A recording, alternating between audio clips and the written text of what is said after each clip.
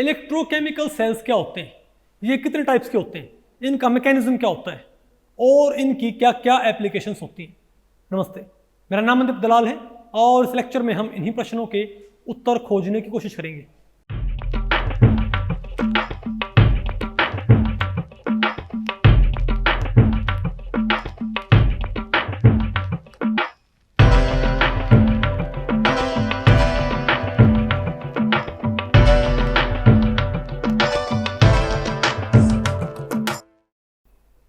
तो भाई आज हमें क्या पढ़ना है, इलेक्ट्रोकेमिकल सेल।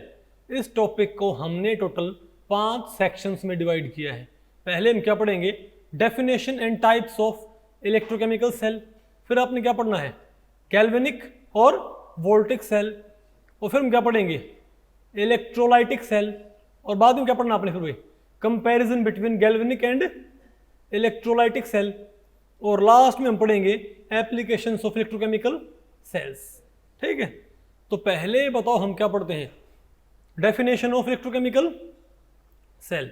तो आप ये कह सकते हो भाई, an electrochemical cell may simply be defined as a device that can convert electrical energy into chemical energy and chemical energy into electrical energy. समझे बात भाई, जो केमिकल एनर्जी को किस में कन्वर्ट कर सके भाई, इलेक्ट्रिकल एनर्जी में, और इलेक्ट्रिकल एनर्जी से केमिकल एनर्जी यानी कि भाई केमिकल रिएक्शंस कैरी आउट कर सके, उसे हम क्या बोलते हैं, इलेक्ट्रोकेमिकल सेल। ध्यान रखियो भाई, चाहे बताओ क्या हो, बोलो भाई, नहीं बताओ आपको पहले पड़ी, अरे बोलो भाई। यानी कि अगर कोई ये एक ऐसा डिवाइस होता है जो कि इलेक्ट्रिकल एनर्जी को तो सॉरी केमिकल एनर्जी को इलेक्ट्रिकल एनर्जी में कन्वर्ट कर सके, समझे बात, और इलेक्ट्रिकल को केमिकल एनर्जी में कन्वर्ट कर सके, या आप यही बोल सकते हो कि मतलब क्या हो जाए, इलेक्ट्रिकल एनर्जी से केमिकल रिएक्शंस कैरी आउट कर सके। तो इस डिवाइस को हम क्या बोलते हैं, इलेक्ट्रोकेमिकल सेल। और ये मैं आपको बताऊं 2 टाइप्स के होते हैं, एक होते हैं गैल्वेनिक सेल और वोल्टिक सेल। क्या, गैल्वेनिक सेल और वोल्टिक सेल। अब गैल्वेनिक सेल या वोल्टिक सेल क्या होते हैं भाई, ये होते हैं जो कि एक तरह से केमिकल एनर्जी को किस में कन्वर्ट करते हैं, इलेक्ट्रिकल एनर्जी में। क्या, वोल्टिक सेल क्या होते हैं भाई, जो कि केमिकल एनर्जी को इलेक्ट्रिकल एनर्जी के अंदर कन्वर्ट करते हैं।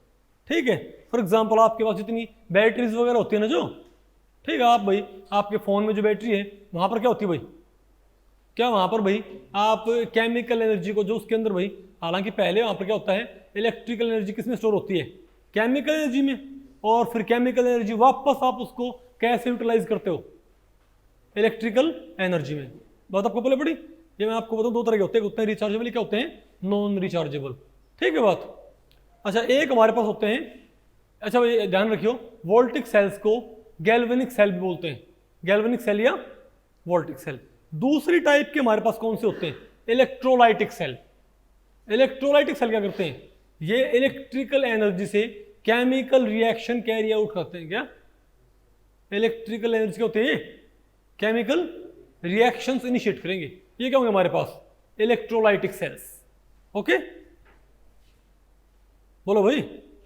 ठीक है, और मैं आपको बताऊं भाई, और एक बात और, जो इलेक्ट्रोकेमिकल सेल्स होते हैं, इलेक्ट्रोकेमिकल सेल्स, उनके कॉम्बिनेशन को हम क्या बोलते हैं, बैटरीज। क्या बोलते हैं, जो आपके पास बैटरी होती है, आपको पता टिपिकली, अरे आजकल जो अरे भाई मान लिया किसी सेल की वोल्टेज क्या है 1.5, लेकिन आपको भी वोल्टेज क्या है 12 रिक्वायर्ड। क्या, आप अरे भाई आपके पास एक सेल है जिसकी वोल्टेज क्या है 1.5 वोल्ट, लेकिन आपको कितनी वोल्टेज रिक्वायर्ड है 12 वोल्ट। तो आप क्या करते हो भाई, आप उन सेल्स को तब तक आपस में क्या करते हो, सीरीज और पैरेलल में कंबाइन करते हो, ताकि आपको क्या मिल जाए 12 वोल्ट।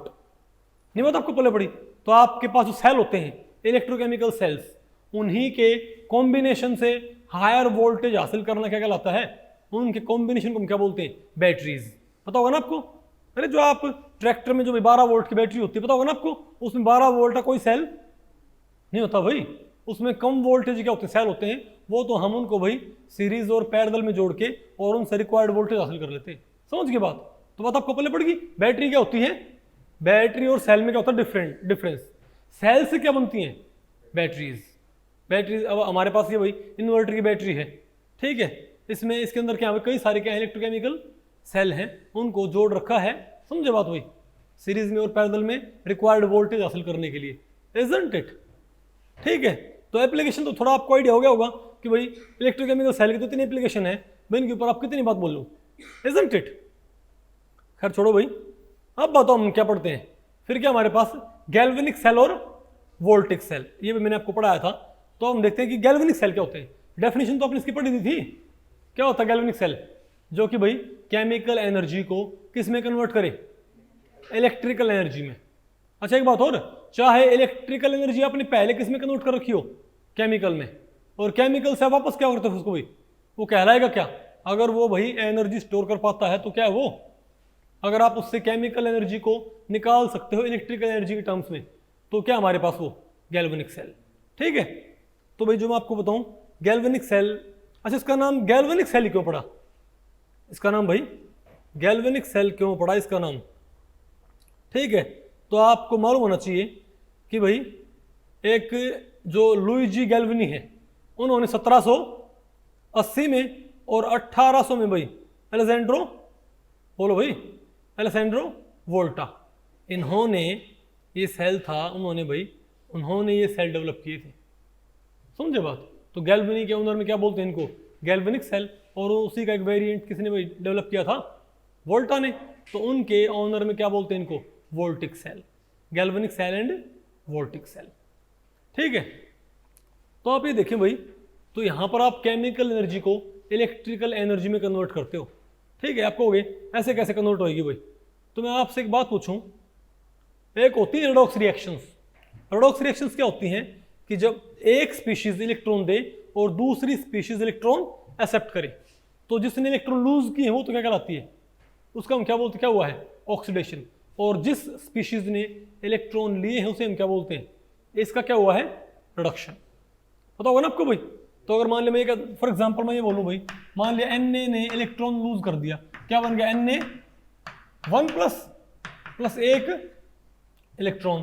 अब ये एक इलेक्ट्रॉन किसने ले लिया, Cl क्लोरीन एटम ने, और इसने क्या बना लिया, क्लोरीन 1 नेगेटिव। तो सोडियम की तो ऑक्सीडेशन स्टेट 0 से क्या होगी, +1, तो क्या हुआ इसका, ऑक्सीडेशन। लेकिन क्लोरीन की ऑक्सीडेशन स्टेट क्या होगी, 0 से -1। इसकी हम क्या बोलेंगे भाई कि इसकी ऑक्सीडेशन स्टेट घट गई। प्लस में जाना क्या होता है, बढ़ना, और माइनस में जाना क्या होता है, घटना। तो अगर किसी का ऑक्सीडेशन नंबर या ऑक्सीडेशन स्टेट बढ़ जाए तो हम क्या बोलते हैं, इसका ऑक्सीडेशन हुआ है। सिमिलरली अगर किसी का ऑक्सीडेशन नंबर या ऑक्सीडेशन स्टेट घट जाए हम क्या बोलते हैं, उसका रिडक्शन हुआ है। बात आपको पहले पड़ी। और इनको कलेक्टिवली क्या बोलते हैं, रेडॉक्स रिएक्शन। इनको भाई कलेक्टिवली क्या बोल देते हैं, बोलो भाई, रेडॉक्स रिएक्शन। तो आपने बताना है, अभी मैं एक रिएक्शन लिखूंगा और आपने बात देखी भाई, यहां पर सोडियम से इलेक्ट्रॉन किसके पास गया है, क्लोरीन के पास, इजंट इट। तो यहां पर एक स्पीशीज से दूसरी के पास इलेक्ट्रॉन जाएगा, तो एक हो जाएगी ऑक्सीडाइज, दूसरी हो जाएगी रिड्यूस। तो अभी मैं एक रिएक्शन लिखूंगा, आपने ये बताना है कि इनमें किस स्पीशीज का ऑक्सीडेशन हुआ है और किसका रिडक्शन हुआ है। ठीक है, तो अगर मैं एक रिएक्शन लिखूं भाई, बताओ क्या, मैं कहता हूं कि कॉपर सल्फेट प्लस जिंक। ठीक है, जिंक प्लस कॉपर सल्फेट, और इससे हमारे पास बन जाता है जिंक सल्फेट प्लस कॉपर। तो आप मुझे बताओ यहां पर किसका रिडक्शन हुआ है और किसका भाई ऑक्सीडेशन हुआ है, बताओ। पहले बताओ जिंक का यहां पर क्या हुआ है, भाई सिंपल सी बात है, जिंक यहां पर क्या है, न्यूट्रल, जिंक एटम है, इजंट इट, एलिमेंटल जिंक है। लेकिन यहां पर जिंक आपको पता है भाई, सल्फेट का ऑक्सीडेशन नंबर क्या होता है, 2-, इजंट इट, -2 होता है भाई। तो जिंक के ऊपर डेफिनेटली क्या है, तो जिंक यहां पर किस में बताओ भाई, 0 में, लेकिन यहां जिंक किस में, +2 में। तो हम क्या बोलेंगे कि इसका ऑक्सीडेशन नंबर बढ़ गया, बोलो भाई, oxidation number of zinc is increasing from 0 to +2। It means zinc in this reaction is being oxidised. भाई जिंक यहां पर क्या हो रहा है, ऑक्सीडाइज होने लग रहा है, इजंट इट। अब मैं आपसे पूछूं भाई कॉपर के साथ क्या हो रहा है, कॉपर के साथ बताओ। तो कॉपर भाई कोई कॉपर सल्फेट के साथ है, ठीक है, तो कॉपर यहां पर क्या बताओ भाई 2 प्लस में, यहां पर भाई क्या है +2 में है, लेकिन यहां पर कॉपर क्या बताओ भाई 0 में। तो हम क्या बोलेंगे कि ये क्या हो गया +2 से 0, ये क्या हो गया, ये तो जिंक तो क्या हुआ 0 से +2, लेकिन कॉपर क्या हुआ +2 से 0। तो क्या ये एक रेडॉक्स रिएक्शन है कि नहीं है? तो आप मुझे ये बताएं कि क्या भाई ये एक रेडॉक्स रिएक्शन है कि नहीं भाई, बताओ। जहां पर जिंक का हुआ है ऑक्सीडेशन और कॉपर क्या हुआ है रिडक्शन। तो इस रेडॉक्स रिएक्शन में इलेक्ट्रॉन्स ट्रांसफर हुए हैं ना, इलेक्ट्रॉन्स किससे किसको ट्रांसफर हुए हैं भाई, 2 इलेक्ट्रॉन्स आपको साफ नजर आता है, जिंक से कॉपर को ट्रांसफर हुए हैं, इजंट इट। लेकिन ये सारे के सारे भाई इसी के अंदर क्या हुए ट्रांसफर। अच्छा तो और भाई इस रिएक्शन को अगर आपको विजुअलाइज करना हो, अगर आपने इस रिएक्शन को विजुअलाइज करना हो मतलब ये कैसे होगी, तो आप एक काम करें, एक बकेट ले लें, हमारे पास क्या है बकेट, एक बाल्टी है भाई प्लास्टिक की, ठीक है बात, और इसके अंदर क्या भरा हुआ है, बोलो भाई इसके अंदर क्या भरा हुआ है कॉपर सल्फेट का सॉल्यूशन। इसके अंदर क्या भरा हुआ है कॉपर सल्फेट का सॉल्यूशन, और इसके अंदर आप एक जिंक रॉड डिप कर दें, ठीक है, आप इस कॉपर सल्फेट की बकेट के अंदर जिंक रॉड डिप कर दें, तो ये रिएक्टेंट तो कहां हो गया, इस रिएक्शन का ये रिएक्टेंट तो कहां हो गया भाई सॉल्यूशन के अंदर, और ये रिएक्टेंट कहां हो गया बताओ भाई रॉड की फॉर्म में। भाई ये रिएक्टेंट कहां हो गया रॉड की फॉर्म में, और ये रिएक्टेंट कहां हो गया सॉल्यूशन की फॉर्म में, इजंट इट। ठीक है बात। तो आपने बात देखी, तो ये जो रॉड होगी ना ये लगातार डिसॉल्व होती रहेगी, पता आपको इस चीज का। अगर आपने कॉपर सल्फेट में, आपने कॉपर सल्फेट के सॉल्यूशन में कॉपर सल्फेट का आपने 1 मोल रख ले लिया सॉल्यूशन, उसमें आपने जिंक रोड डिप कर दी, तो जिंक रोड लगातार क्या होती रहेगी डिसॉल्व, लगातार वही रोड थी ना जो ये पतली होती रहेगी। क्यों? क्योंकि इसमें से लगातार जिंक अपने, और यहाँ पर इसकी तलहटी में, इसकी बॉटम में भाई, बॉटम ऑफ दिस वेसल, इसमें क्या जमता रहेगा पता आपको कॉपर। आपको ऐसे कैसे हो गया भाई, सिंपल सी बात है, अगर जिंक एटम यहाँ से कहाँ पर आएगा, अगर मान लिया एक जो जिंक का एटम है वो 2 इलेक्ट्रॉन देके किसको भाई, तो सॉल्यूशन में क्या है कॉपर 2 पॉजिटिव आयन और सल्फेट 2 नेगेटिव आयन है ना, सॉल्यूशन में क्या है कॉपर। तो इसको मैं थोड़ा भाई इसको मैं एक्सपेंड करूं तो क्या होगा, तो जो जिंक एटम होगा ना क्या होगा, पहले ये बताओ ये बात आपको पल्ले पड़ी कि नहीं पल्ले पड़ी भाई। तो यहां बताओ हुआ क्या है, तो यहां पर हुआ क्या है, यहां पर ये हुआ है कि जो जिंक एटम है वो तो किस में कन्वर्ट हो जाएगा, जिंक 2 पॉजिटिव में प्लस 2 इलेक्ट्रॉन्स में, प्लस जो हमारे पास कॉपर 2 पॉजिटिव आयन है वो 2 इलेक्ट्रॉन लेके और क्या बना लेंगी कॉपर मेटल। तो कॉपर मेटल तो कहां बैठ जाएगी बॉटम ऑफ द वेसल में, इजंट इट। तो कॉपर मेटल जैसा क्या हुआ है, कॉपर क्या हुआ है रिडक्शन, तो कॉपर कहां बैठ जाएगा बॉटम ऑफ द वेसल, और जिंक एटम कहां बदल गया भाई जिंक आयन में। तो देखो अगर मान लिया इस सॉल्यूशन से एक कॉपर आयन कॉपर एटम बना गई और क्या बोलते भाई बॉटम ऑफ द वेसल में जाके बैठ गई, तो क्या सॉल्यूशन में एक कॉपर आयन कम नहीं हुई क्या, तो उस कॉपर आयन को कम कौन करेगा, उस कॉपर आयन की पूर्ति कौन करेगा, यहां से भाई एक जिंक एटम जो बना था जिंक आयन, वो जिंक आयन अपने आप कहाँ जाएगी फिर सॉल्यूशन में, ताकि भाई क्या हो जाए, जो एक कॉपर आयन कम हुई थी, एक बाईवैलेंट कैटायन जो कम हुई थी, उस बाईवैलेंट कैटायन की कमी को पूरा किया जा सके, इजंट इट। अरे बोलो भाई, तो इस तरीके से भाई कॉपर यहाँ जमता रहेगा और सॉरी जिंक यहाँ पर जमता रहेगा, सॉरी कॉपर यहाँ जमता रहेगा, और जिंक रोड लगातार भाई जिंक आयन में बदल के जिंक रोड से जिंक एटम जिंक आयन की फॉर्म में लगातार कहाँ ट्रांसफर होते रहेंगे सॉल्यूशन के अंदर। तो आप कह सकते हो कि जिंक के जो एटम है वो जिंक आयन बना के और सॉल्यूशन से कॉपर आयंस को रिप्लेस कर रहे हैं, क्या बात आपको पहले पड़ गई। तो यहां पर ओवरऑल देखा जाए तो ट्रांसफर किससे किसको हुआ है, कॉपर टू, तो जिंक से, तो जिंक एटम से किसी कॉपर आयन को इलेक्ट्रॉन का ट्रांसफर हुआ है ना, किसी जिंक एटम से कॉपर आयन को इलेक्ट्रॉन का ट्रांसफर हुआ है। लेकिन ये सारे का सारा इसी वेसल में नहीं हो जाएगा, ये सारे का सारा जो ट्रांसफर है क्या ये इसी वेसल में नहीं हुआ क्या भाई, इजंट इट। तो यहाँ पर जो भाई जो ट्रांसफर ऑफ इलेक्ट्रॉन है, जो इसमें एनर्जी रिलीज होगी वो सारी हीट की फॉर्म में वेस्ट हो जाएगी। क्या भाई, नहीं बात आपको पहले पड़ी क्या?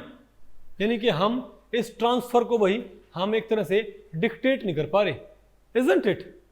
भाई ये जो सॉल्यूशन के अंदर ही क्या हो जाएंगे, इलेक्ट्रॉन क्या करेंगे, जिंक एटम से कॉपर आयन को ट्रांसफर हो जाएंगे, इजंट इट? अब आप ये बताओ कि करंट कैसे बनता है? करंट बनता है भाई जब किसी मेटल वायर से इलेक्ट्रॉन ट्रांसफर करते हैं, पता होगा ना आपको भाई, जब भाई कह रहे भाई flow of charge, flow of. तो आप ये बताओ भाई कि अगर किसी तरीके से, अगर भाई किसी तरीके से बताओ हम क्या करें, बोलो भाई, इन इलेक्ट्रॉन्स को क्या भाई, अरे भाई हम किसी तरीके से ये जो जिंक रॉड से कॉपर सल्फेट का जो कॉपर है उसको जो ये इलेक्ट्रॉन्स का ट्रांसफर हुआ है, अगर मैं इसको किसी वायर के थ्रू करवा पाऊं, अगर इसको हम किसी वायर के थ्रू कर सके, ध्यान रखियो भाई ये इलेक्ट्रॉन की डिस्कवरी बाद में हुई थी, इसका मैकेनिज्म बाद में मालूम पड़ा था। ये जो वोल्टिक सेल होता है ये डिस्कवर पहले हुआ था, लेकिन इसके बारे में पता नहीं था कि होता कैसे, ये करंट बनता कैसे, नहीं बात आपको पहले पड़ी क्या? तो आज हमको पता है इसका मैकेनिज्म बाद में कैसे मालूम हुआ था, ठीक है, लेकिन मैं सारी बात आपको एक साथ आपको बता रहा हूँ, ठीक है। तो आप बताओ भाई, तो यहाँ पर जिंक रोड से, क्या जिंक रोड से कॉपर को इलेक्ट्रॉन ट्रांसफर नहीं होने क्या? तो अगर मैं उनको किसी वायर के थ्रू ट्रांसफर करवा दूं तो अपने आप क्या बन जाएगा, करंट, इजंट इट? बस अभी दिक्कत क्या है कि इस सॉल्यूशन में सारा काम होने लग रहा है, हमने जस्ट इनको सेपरेट करना है, ओके। तो जो हमारे पास वोल्टिक सेल होता है वो यही काम करता है भाई, क्या बोलो भाई। और सिमिलरली भाई एक रिएक्शन और भी होती है, खैर आपको बात बताएंगे, पहले एक बार इसी की बात कर लेते हैं, पहले हम एक बार भाई इसी की बात कर लेते हैं, ओके। तो यहां पर तो आपने भाई कॉपर सल्फेट में जिंक की रोड डिप की थी ना, यहां पर आपने कॉपर सल्फेट में जिंक की रोड। अब आप एक काम करें, अब आप यहां पर रखें एक बकेट में, आप क्या रखें, जिंक सल्फेट, यहां पर आप क्या भर दें भाई, जिंक सल्फेट, ठीक है, और यहां आप क्या भर दें, कॉपर सल्फेट, ठीक है बात। तो ये भी एक क्या है, सॉल्यूशन 1 मोलर, और ये भी क्या है 1 molar solution of zinc sulphate, वो क्या है, कॉपर सल्फेट। अब आप इसमें तो अब की बार पे क्या करना है, आपने जिंक रोड कहां डिप करनी है, जिंक सल्फेट में, और कॉपर रोड आपने कहां डिप करनी, बताओ भाई, कॉपर सल्फेट में, समझे बात भाई। तो जिंक रोड जिंक सल्फेट में और कॉपर रोड भाई कॉपर सल्फेट में, ठीक है। तो आपको अब की बार तो ऑलरेडी हमारे पास क्या है, जिंक आयन। अब तो आप ये कहोगे ना हमारे पास भाई ऑलरेडी यहाँ पर क्या है, जिंक आयन। अब आप बताओ जिंक एटम तो कहाँ पर हो गए, पहले क्या था, जिंक रोड कहाँ थी, कॉपर सल्फेट में। तो जिंक एटम से, जिंक रोड से कॉपर 2 पॉजिटिव आयन तक इलेक्ट्रॉन ट्रांसफर हुआ करता ना, तो सेम वेसल में ट्रांसफर हो जाया करता, इजंट इट? अब हमने जिंक रोड तो रख दी अलग वेसल में, और कॉपर सल्फेट रख दिया अलग वेसल में, ठीक है। अब अगर मान लिया मैं इन दोनों रोड्स को जोड़ दूं, बोलो किसी वायर से, और यहां पर हम बीच में भाई एक, बीच में आप एक बल्ब लगा दो, इजंट इट? तो अगर मान ले भाई अब जिंक रोड से अगर कॉपर 2 पॉजिटिव यहां बैठा है भाई, कॉपर 2 पॉजिटिव कहां बैठे, यहां बैठे होंगे। तो अगर जिंक रोड से कॉपर 2 पॉजिटिव आयन तक इलेक्ट्रॉन जाए, अगर जिंक रोड तक कॉपर 2 पॉजिटिव, अगर जिंक एटम से, अगर जिंक रोड से इलेक्ट्रॉन्स को कॉपर 2 पॉजिटिव आयन तक जाना है, तो उनको इस वायर के थ्रू होके नहीं जाना पड़ेगा क्या? और भाई जब किसी वायर से इलेक्ट्रॉन फ्लो करने लग जाए तो वही क्या होता है, इलेक्ट्रिक करंट। कुछ आपको आइडिया हुआ कैसे काम करना है, इजंट इट? तो आप एक काम करो भाई, अब बताओ क्या होगा। तो आपने इनको एक वायर से जोड़ दिया, तो इन वायर से जोड़ने का फायदा क्या होगा, अब जो जिंक रोड होगी ना, क्या होगी, ये जिंक रोड पता कहां जाती रहेगी, जिंक सल्फेट में। आपको भाई अब जो जिंक एटम है यहां से, वो बताओ तो इसके ऊपर क्या रिएक्शन होगी, बताओ। यहां पर जिंक जो एटम होगा रोड से, वो क्या बनाएगा, जिंक 2 पॉजिटिव प्लस 2 इलेक्ट्रॉन्स, ठीक है। अब वो जिंक आयन तो कहां जाएगी, यहां पर। तो यहां से एक जिंक एटम कहां जाएगा, जिंक 2 पॉजिटिव कहां जाएगा, सॉल्यूशन में। एक zinc atom zinc 2 positive ion बना के कहाँ जाएगा, सॉल्यूशन में, और 2 इलेक्ट्रॉन कहाँ छोड़ देगा, यहाँ पर। नहीं है क्या आपको भाई, 2 इलेक्ट्रॉन कहाँ पर छोड़ देगा, यहाँ पर छोड़ देगा, इजंट इट। तो यहाँ पर तो हुआ क्या है, ऑक्सीडेशन की रिडक्शन। यहाँ पर क्या होने लग रहा है, ऑक्सीडेशन। तो मैं आपको बताऊँ, देखो आगे इलेक्ट्रोलाइटिक सेल भी आएंगे, ठीक है। तो आपने कैसे याद रखना है, जहाँ पर ऑक्सीडेशन हो उसको हमेशा एनोड बोलते हैं। एक कन्फ्यूजन बच्चों को बड़ा रहता है ना, कि एनोड कौन सा होता है और कैथोड कौन सा होता है, नेगेटिव और पॉजिटिव। आपको पता है गैल्वेनिक सेल में क्या होता है, वोल्टिक सेल या गैल्वेनिक सेल के अंदर क्या होता है बताओ, नेगेटिव क्या होता है, एनोड। देखो आपको तो आगे आप आगे पढ़ोगे, मैं आपको इनको याद करने का एक तरीका आपको बता रहा हूं, मैं आपको इनको याद करने का एक तरीका बता रहा हूं, ठीक है। अगर हमारे पास क्या है, वोल्टिक सेल और गैल्वेनिक सेल, ठीक है बात, तो उसमें क्या होता है, नेगेटिव क्या होता है, एनोड, और पॉजिटिव क्या होता है, cathode. Negative anode, negative electrode क्या होगा, एनोड, और पॉजिटिव क्या होगा, कैथोड। लेकिन इलेक्ट्रोलाइटिक सेल में क्या होता है, बोलो भाई, नेगेटिव क्या होता है, कैथोड, और पॉजिटिव क्या होता है, एनोड। तो ये भाई कंफ्यूजन रहता है ना, बोलो भाई। तो गैल्वेनिक सेल और वोल्टिक सेल में नेगेटिव क्या होता है, एनोड, पॉजिटिव, यानी गैल्वेनिक सेल में क्या होते हैं, नेगेटिव एनोड, पॉजिटिव कैथोड। लेकिन यहां पर क्या होता है, नेगेटिव कैथोड, पॉजिटिव एनोड। तो बच्चे इनको आमतौर पे भाई एक्सचेंज कर देते कई बारी। तो मैं आपको इसको याद करने का एक तरीका बता रहा हूं, तरीका ये है, चाहे गैल्वेनिक सेल हो चाहे क्या हो, चाहे गैल्वेनिक सेल हो चाहे क्या हो, इलेक्ट्रोलाइटिक सेल, कुछ भी हो भाई, ठीक है बात, चाहे कैसा भी सेल हो, जिस पे रिडक्शन हो वो कैथोड होगा, क्या। तो भाई इस कन्वेंशन से आपको इनको याद करने में दिक्कत आती ना, इन कन्वेंशन से आपको इनको याद करने में दिक्कत पेश आती है, इजंट इट। तो मैं ये कह रहा हूं कि भाई एक काम करो, एनोड क्या होगा, जिसपे क्या हो, ऑक्सीडेशन, कैथोड क्या हो, जिसपे क्या हो, रिडक्शन। और आप इनको ऐसे याद कर सकते हो, ए और ओ दोनों वावल्स हैं, दोनों क्या भाई, नहीं आपको बोलो भाई, जो दोनों क्या हैं, वावल्स। तो आपको याद रह जाएगा ना कि एनोड ऑक्सीडेशन,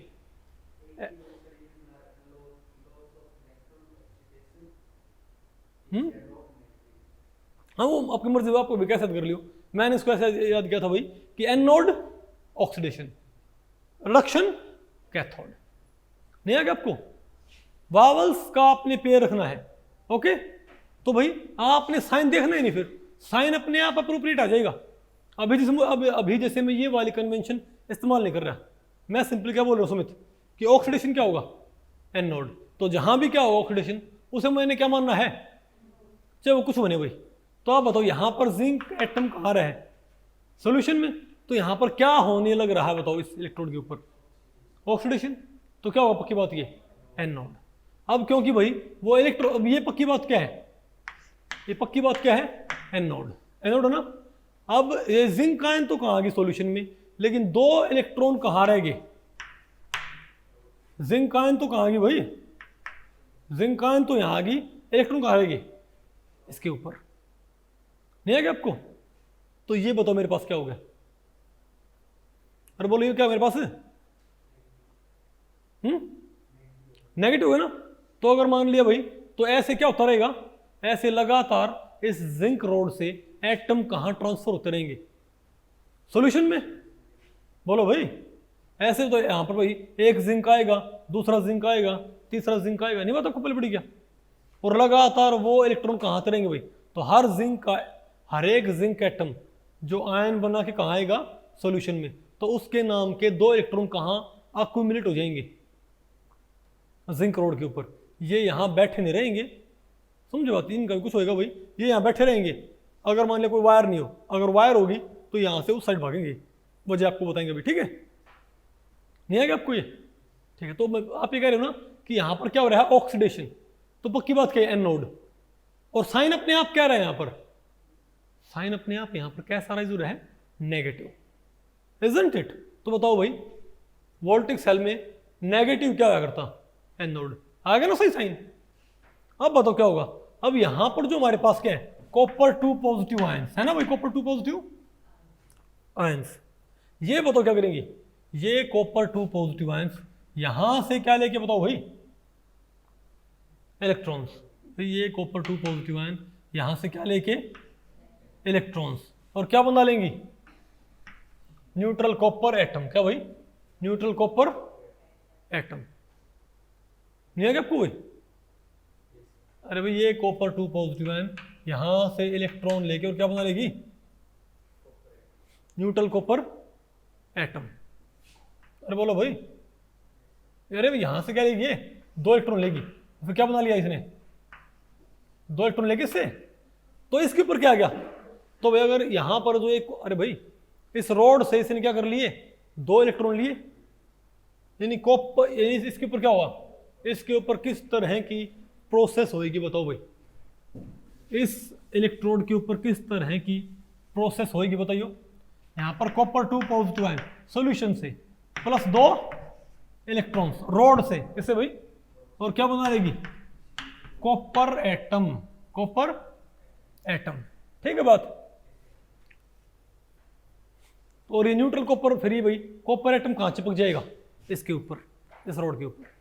तो ये रोड लगातार क्या होगी, डिसॉल्व होती आएगी, और ये रोड लगातार भाई थिक होती आएगी। क्यों, इसके ऊपर भाई सॉल्यूशन से लगातार कॉपर डिपॉजिट होता रहेगा। नहीं समझे बात, लेकिन भाई ये रोड क्या बोलते हैं, थिक तो होती रहेगी, लेकिन इसके ऊपर पॉजिटिव चार्ज भी आएगा। वजह, क्योंकि जो सॉल्यूशन है कॉपर है, जो सॉल्यूशन है क्या हमारे पास, कॉपर आयंस, वो इलेक्ट्रॉन छीन किससे रही है, इस कॉपर रोड से तो छीन रही भाई। तो कॉपर रोड साथ में क्या होती रहेगी, पॉजिटिवली चार्ज्ड। तो यहां पर होने क्या लग रहा है, रिडक्शन की ऑक्सीडेशन, रिडक्शन। भाई यहां पर क्या हो रहा है, भाई कॉपर 2 पॉजिटिव आयन क्या कर रही है, यहां पर इलेक्ट्रॉन लेके किसके ऊपर चिपक रही है, इसके ऊपर। अब कहोगे ये इलेक्ट्रॉन कहां से आएंगे, भाई शुरुआत में तो ये अरे रोड प्रोवाइड कर देगी, लेकिन बाद में बताओ क्या हो भाई, ये इलेक्ट्रॉन कहां से आएंगे, यहां से। नहीं आएगा आपको, तो इसके ऊपर क्या हो रहा है, रिडक्शन भाई। तो यहां तो क्या होगा, पॉजिटिव, यहां पर क्या मेरे पास भाई, पॉजिटिव आ गया ना। नहीं समझे बात, क्यों, क्योंकि कॉपर रोड से इलेक्ट्रॉन छीन लिए हैं, तो यहां पर इस कॉपर आयन क्या हो रहा है बताओ, नहीं बात आपको पहले पड़ी क्या। तो ये बताओ क्या हमारे पास, रिडक्शन, ये हमारे पास क्या भाई। अब आप बताओ क्या होगा, अब आप कहोगे भाई इस कॉपर 2 पॉजिटिव रोड से इलेक्ट्रॉन आए कैसे भाई। तो अब यहां पर तो क्या हो जाएगा, नेगेटिव, और यहां पर क्या भाई, पॉजिटिव। नहीं समझे बात। तो अब क्या होगा, अब यहां से इलेक्ट्रॉन कहां से कहां पर जाएंगे, और मैं इसको भाई 1 बाय 1 देखूं, ये सारा प्रोसेस भाई एक साथ होता है, ये सारा प्रोसेस क्या होता है, साइमल्टेनियसली। आप इसको ऐसे मान सकते हो कि यहां पर 2 इलेक्ट्रॉन कहां रहेंगे, यहां रहेंगे ना। और भाई यहां से जिंक आयन कहां गई, जिंक एटम क्या बना के, जिंक आयन सॉल्यूशन में पहुंच गया, और 2 इलेक्ट्रॉन यहां छोड़ दिए भाई, वो 2 इलेक्ट्रॉन यहां से यहां होते यहां पर जाएंगे। यानी जो कॉपर 2 पॉजिटिव आयन है, कॉपर 2 पॉजिटिव आयन जो है, ये जो इलेक्ट्रॉन लेगी कहां से लेगी वास्तव में, वो जो 2 इलेक्ट्रॉन यहां पर भाई, 2 इलेक्ट्रॉन जो जिंक एटम ने रिलीज नहीं किए थे क्या, वो यहां से यहां पर आ गए भाई। नहीं बात आपको पहले पड़ी। तो क्या हो गया, क्या सॉल्यूशन की कॉपर 2 पॉजिटिव तक, क्या सॉल्यूशन की कॉपर 2 पॉजिटिव तक इलेक्ट्रॉन ही पहुंच गया जिंक रोड से। यानी मैंने जो एक वेसल में जो आपने कॉपर सल्फेट में जिंक रोड डिप की थी, आपने जस्ट उनको सेपरेट कर दिया भाई। कॉपर सल्फेट सॉल्यूशन अलग जगह है और जिंक रोड क्या है, अलग जगह पे। तो जिंक रोड से कॉपर सल्फेट तक इलेक्ट्रॉन का ट्रांसफर क्या हो गया, एक वायर के थ्रू हो गया ना, और इसमें अपने आप क्या होगा, करंट बन जाएगा। तो ये जो बल्ब है ये ग्लो करने लग जाएगा। नहीं आएगा आपको कोई, क्योंकि इलेक्ट्रॉन कहां से कहां ट्रांसफर कर रहे हैं, जिंक रोड से कॉपर रोड तक, इजंट इट। और कॉपर रोड से फिर उन्हें कौन छीन लेता है, सॉल्यूशन है कॉपर 2 पॉजिटिव, और सॉल्यूशन है कॉपर 2 पॉजिटिव क्या बना के, कॉपर, वो इसके ऊपर चिपक जाता है। नहीं आएगा आपको, वेरी गुड। तो इस तरीके से मेरे ख्याल से आपको भाई ये मैकेनिज्म पल्ले पड़ गया कि नहीं, पल्ले पड़ा है, ठीक है। लेकिन आप बताओ तो यहां पर लगातार क्या होता रहेगा, तो यहां पर तो लगातार जिंक आयन कहां से जाएंगी, तो तो ये रोड डिसोल्व होएगी, ये रोड क्या होगी भाई, थिक होएगी। ठीक है बात। लेकिन दिक्कत क्या है कि यहाँ पर कुछ समय के बाद यहाँ पर बहुत सारे जिंक एटम कहाँ पहुंच जाएंगे, तो ये क्या हमारे पास रिडक्शन, क्या ये अब क्या बहुत सारे जिंक एटम यहां से कहां पहुंच जाएंगे, जिंक आयन बना के यहां पहुंच जाएंगे ना भाई, और यहां से बहुत सारी कॉपर आयन। पहले तो मान लिया शुरुआत में आप ही मानो यहां पर 100 क्या है सल्फेट आयन और 100 ही क्या है जिंक आयन।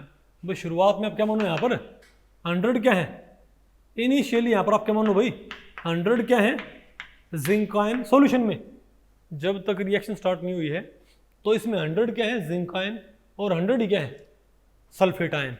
तो 100 जिंक आयन प्लस 100 बोलो भाई सल्फेट आयन। नहीं आ गया आपको, बोलो भाई। और यहां भी आप क्या मान लो कि 100 क्या है, बोलो कॉपर 2 पॉजिटिव आयन और 100 ही क्या है सल्फेट आयन। अरे मैं भाई समझाने के लिए बोल रहा हूं इसको, ठीक है। यहां क्या है 100 जिंक आयन 100 सल्फेट आयन, यहां भी क्या शुरुआत में 100 कॉपर आयन 100 सल्फेट आयन, ठीक है बात। लेकिन जब एक जिंक एटम जिंक आयन बना के यहां पर आएगा तो यहां पर जिंक आयन तो क्या जाएंगी 101, जिंक 2 पॉजिटिव, तो जिंक आयन क्या हो जाएंगी 101। लेकिन सल्फेट तो शुरुआत में तो ये जिंक सल्फेट का सॉल्यूशन क्या होगा इलेक्ट्रिकली न्यूट्रल, बोलो भाई।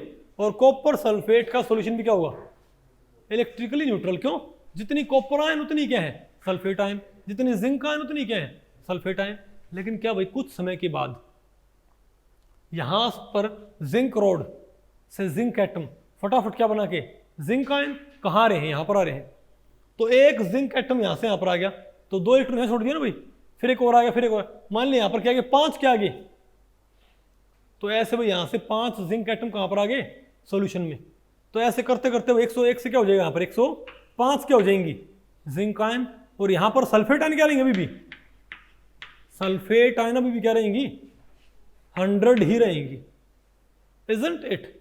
तो भैया आप क्या यहां पर लगातार जिंक, तो इस सॉल्यूशन में क्या इलेक्ट्रिकल न्यूट्रलिटी मेंटेन रही क्या सॉल्यूशन की इलेक्ट्रिकल न्यूट्रलिटी मेंटेन रही क्या, नहीं। क्यों भाई, क्योंकि ये सॉल्यूशन लगातार क्या हो रहा है पॉजिटिवली चार्ज्ड। क्यों, क्योंकि सल्फेट आयन तो नहीं है, लेकिन जिंक आयन लगातार बढ़ रही है क्योंकि जिंक एटम जिंक रोड से लगातार जिंक आयन बना के सॉल्यूशन में एंटर कर रहे हैं, isn't it Sumit.